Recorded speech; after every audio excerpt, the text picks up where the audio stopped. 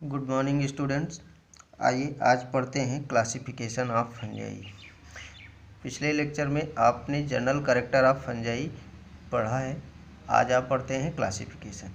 Classification यानी fungi को वर्गीकृत करने का काम अलग अलग साइंटिस्ट ने अलग अलग अपने तरीके से किया, लेकिन एक जनरल क्लासिफिकेशन की हम बात कर लेते हैं। फंजाई को पहले दो पार्ट में डिवाइड करते हैं, मिक्सोमाइकोटा और यूमाइकोटा। मिक्सोमाइकोटा में स्लाइम मोल्ड को रखा जाता है। ये स्लाइम मोल्ड माइकोलॉजिस्ट जो हैं वो फंजाई में इनको रखते हैं, और कुछ साइंटिस्ट स्लाइम मोल्ड को प्रोटिस्टन में रखते हैं, प्रोटिस्टा में, किंगडम प्रोटिस्टा में रखते हैं। देखते हैं यूमाइकोटा। यू का मतलब ट्रू, यानी कि यही सत्य फंजाई हैं, ट्रू फंजाई माने जाते हैं। यूमाइकोटा को दो पार्ट में डिवाइड किया जाता है। एक वे जिनका माइसीलियम मल्टीन्यूक्लिएट और एसेप्टेट होता है, हम पहले ही बात कर चुके हैं। इस कंडीशन को सिनोसाइट कंडीशन कहा जाता है। जैसे कोई माइसीलियम है जिसमें ढेर कई न्यूक्लियाई हैं लेकिन कहीं सेप्टा नहीं पाए जाते हैं, इसी को कहते हैं सिनोसाइट कंडीशन। फाइकोमाइसिटीज में ये कंडीशन पाई जाती है। एक वो माइसीलियम जिनमें सेप्टेट कंडीशन पाई जाती है और यूनिन्यूक्लिएट होते हैं। इनको तीन पार्ट में डिवाइड, तीन क्लास में, बेसिडियोमाइसिटीज, एस्कोमाइसिटीज और ड्यूटेरोमाइसिटीज। बेसिडियोमाइसिटीज का फ्रूटिंग बॉडी बेसिडियोकार्प कहलाता है, फलन का है। फ्रूटिंग बॉडी का मतलब फलन का है। एस्कोमाइसिटीज की फ्रूटिंग बॉडी एस्कोकार्प कहलाता है। ड्यूटेरोमाइसिटीज में सेक्सुअल रिप्रोडक्शन नहीं पाया जाता, इसीलिए ड्यूटेरोमाइसिटीज को फंजाई इम्परफेक्टाई या अपूर्ण कवक के नाम से जानते हैं। आइए बात करते हैं, एक एक क्लास की बात करते हैं। सबसे पहले फाइकोमाइसिटीज। फाइकोमाइसिटीज के मेंबर अधिकतर जलीय होते हैं, एक्वाटिक कंडीशन में पाए जाते हैं, अतः इन्हें वाटर मोल्ड के नाम से भी जाना जाता है, जैसे सेप्रोलिग्निया। कुछ मृतोपजीवी होते हैं यानी कि सैप्रोफाइट होते हैं, और कुछ अविकल्पी परजीवी यानी कि पैरासाइट होते हैं। जो पैरासाइट होंगे वो लिविंग से अपना भोजन प्राप्त करेंगे और उनमें रोग उत्पन्न करते हैं। इनका जो कवक जाल है पहले ही बात कर चुके हैं, माइसीलियम मल्टीन्यूक्लिएट और एसेप्टेड यानी सिनोसाइट कंडीशन होता है। एसेक्सुअल रिप्रोडक्शन जूस्पोर यानी कि मोटाइल स्पोर के द्वारा होता है, और नॉन मोटाइल एप्लेनोस्पोर के द्वारा होता है। इनमें सेक्सुअल रिप्रोडक्शन तीन प्रकार से होता है, आइसोगैमस टाइप, एनाइसोगैमस और ओगैमस टाइप। आइसोगैमस टाइप में फ्यूजिंग गैमीट्स, मेल और फीमेल गैमीट्स दोनों similar in morphology and physiology, यानी कि एक्सटर्नल अपीयरेंस बाहर से देखने में दोनों समान दिखाई देते हैं। एनाइसोगैमस टाइप में मेल एंड फीमेल गैमीट दोनों गैमीट की साइज और शेप अलग अलग होती है, यानी कि मेल गैमीट छोटा होता है, फीमेल गैमीट बड़ा होता है।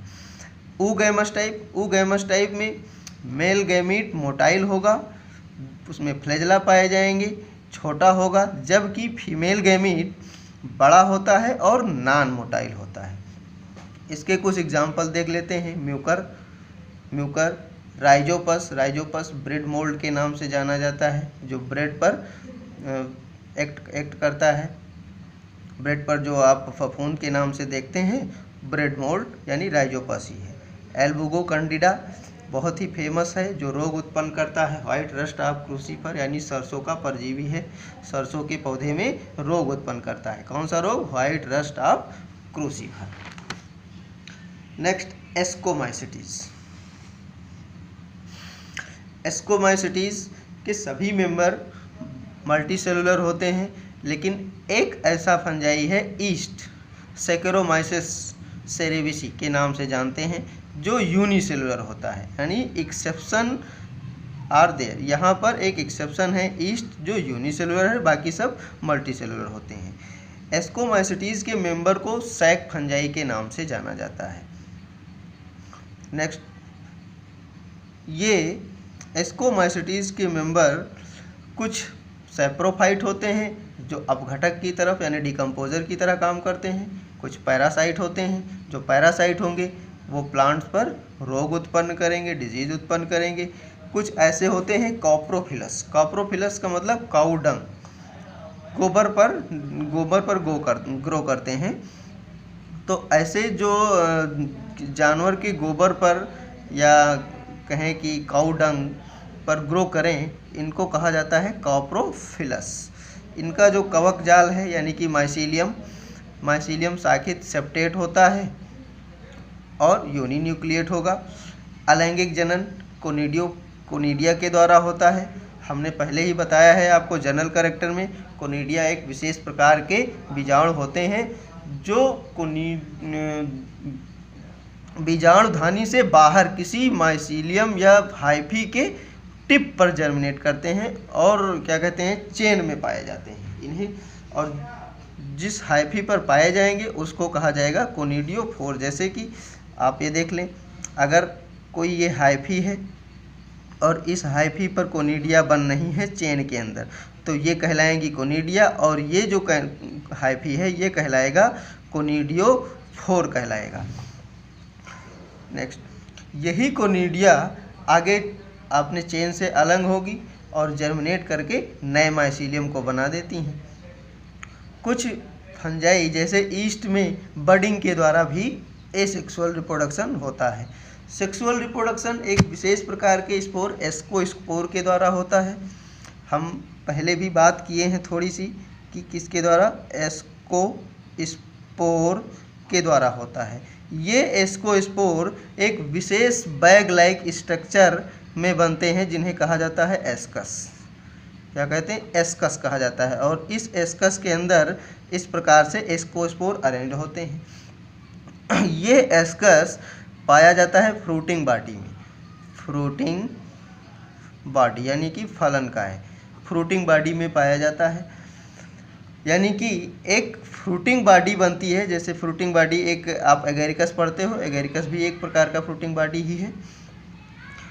तो फ्रूटिंग बॉडी में एस्कस है और एस्कस के में जो है एस्कोस्पोर पाए जाते हैं। ये एस्कोस्पोर जब बाहर निकलते हैं तो जर्मिनेट करके नए माइसीलियम को बनाते हैं। हाँ, ध्यान रहे, एस्कोमाइसिटीज़ के मेंबर में जो फ्रूटिंग बॉडी बनती है उसको एस्कोकार कहा जाता है। एग्जाम्पल के रूप में एस्परजिलस और Claviceps, Aspergillus, Claviceps, purpurea, Neurospora ये साइटोजेनेटिक्स में बहुत ही महत्वपूर्ण है।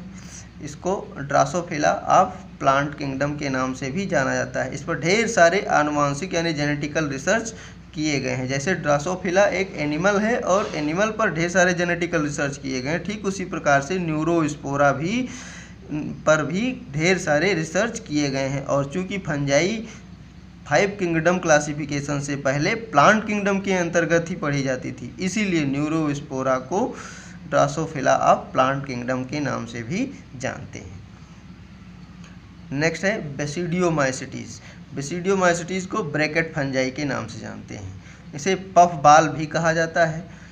इनके अधिकतर जो जीव हैं वो मृतोपजीवी होते हैं, यानी कि सैप्रोफाइट होते हैं। और बेसिडियोमाइसिटीज़ के मेंबर से खास प्रकार का रोग होता है जिन्हें रस्ट कहा जाता है। रस्ट या स्मट डिजीज़ कहा जाता है। यानी रस्ट डिजीज़ और स्मट डिजीज़ कौन काज करता है, बेसिडियोमाइसिटीज़ के मेंबर कार्य करते हैं।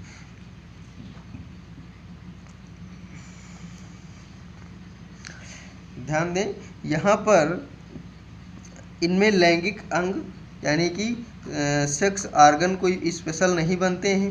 प्लाज्मोगैमी 2 भिन्न स्ट्रेन वाली कायिक कोशिकाओं से बनते हैं।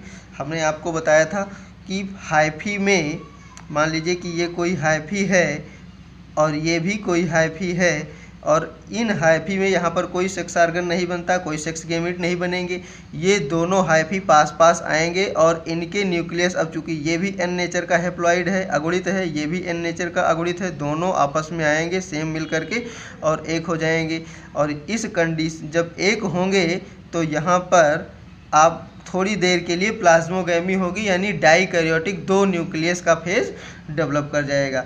अब ये फेज से ही डाइकैरियोटिक माइसीलियम का निर्माण हो जाता है। इस प्रकार से 2 न्यूक्लियस सब में हो जाएंगे और ये डाइकैरियोटिक माइसीलियम ये बना देता है फ्रूटिंग बॉडी। ढेर सारे माइसीलियम मिलकर के बनाते हैं फ्रूटिंग बॉडी। और इसी फ्रूटिंग बॉडी में जितनी माइसीलियम है सब में 2 न्यूक्लियस है। अब ये दोनों न्यूक्लियस किसी एक कोशिका में फ्यूज कर जाएंगे और अब बना देंगे जाइगोट। ये बना देते हैं जाइगोट, और इस जाइगोट में पुनः फिर हो जाएगा मियोसिस की डिवीजन, अर्धसूत्री विभाजन, और परिणाम स्वरूप ये तो बन जाएगा पूरा डिटेल, ये सेल बन जाएगी बेसिडियम, इसे कहेंगे बेसिडियम कहा जाएगा। और इससे जो सेल्स बन जाएंगी यानी अर्धसूत्री विभाजन के परिणाम स्वरूप 4 कोशिकाएं बनेंगी, ये कहलाएंगे बेसिडियोस्पोर, बेसिडियोस्पोर। अब ये सारी फ्रूटिंग बॉडी बनी है, इस फ्रूटिंग बॉडी के अंदर ये सारी संरचनाएं हैं, बेसिडियम है, बेसिडियोस्पोर है। ये फ्रूटिंग बॉडी को बेसिडियोमाइसिटीज के मेंबर में कहा जाता है बेसिडियोकार्प। तो सेक्सुअल रिप्रोडक्शन यहाँ पर कोई स्पेशल टाइप के सेक्स ऑर्गन के द्वारा या स्पेशल टाइप मेल और फीमेल गैमीट के द्वारा नहीं होता है। 2 भिन्न स्ट्रेन, 2 भाई भी आपस में आकर के और उनके न्यूक्लियस पहले प्लाज्मोगैमी करते हैं और उसके बाद में जब फ्रूटिंग बॉडी बन जाती है तो वहाँ पर कैरियोगैमी यानी न्यूक्लियस का फ्यूजन हो जाता है, जाइगोट बनेगा, जाइगोट में मियोसिस होगी और मियोसिस के बाद में बेसिडियोस्पोर का फॉर्मेशन हो जाता है। इसका एग्जाम्पल अगर देखें, एगेरिकस मशरूम जिसे हम खाते हैं, आस्टिलेगो स्मट फंजाई के नाम से जाना जाता है, आस्टिलेगो से स्मट डिजीज़ होती है। पक्सीनिया रस्ट फंजाई के नाम से जाना जाता है क्योंकि इससे रस्ट डिजीज़ होती है। नेक्स्ट बात कर लेते हैं ड्यूटेरोमाइसिटीज़ की। इस मेंबर में, ड्यूटेरोमाइसिटीज़ के मेंबर में सेक्सुअल रिप्रोडक्शन नहीं पाया जाता और इसीलिए इन्हें अपूर्ण कवक या फंजाई इम्परफेक्टाई के नाम से जानते हैं। इनका कवक जाल शाखित पटयुक्त यानी कि ब्रांच्ड होगा, ब्रांच्ड यानी माइसीलियम इस प्रकार से ग्रो करेंगी, ब्रांच्ड करेंगी और माइसीलियम सेप्टेट होंगे। एसेक्सुअल रिप्रोडक्शन स्पोर्स के द्वारा होता है और उन स्पोर्स को कोनिडिया कहा जाता है। यहाँ की कोनिडिया थोड़ा स्पेशल टाइप की होती हैं, यानी कि यहाँ की कोनिडिया हम पहले भी बात कर चुके हैं कि सेप्टेट होंगी, मल्टीसेलुलर कोनिडिया पाई जाती हैं और इनको कहा जाता है म्यूरिफॉर्म कोनिडिया, म्यूरिफॉर्म कोनिडिया। जिन माइसीलियम पर लगेंगी उनको कोनिडियोफोर कहा जाएगा। इनके एग्जाम्पल हैं अल्टरनेरिया, कोलिट्रोट्राइकम और ट्राइकोडर्मा। देखिए यहाँ पर हमने कुछ अल्टरनेरिया का स्ट्रक्चर बनाया है। ये माइसीलियम है, सब यूनिन्यूक्लिएट हैं, कोनिडियोफोर है, ये कोनिडिया म्यूरिफॉर्म कोनिडिया लगी हुई हैं।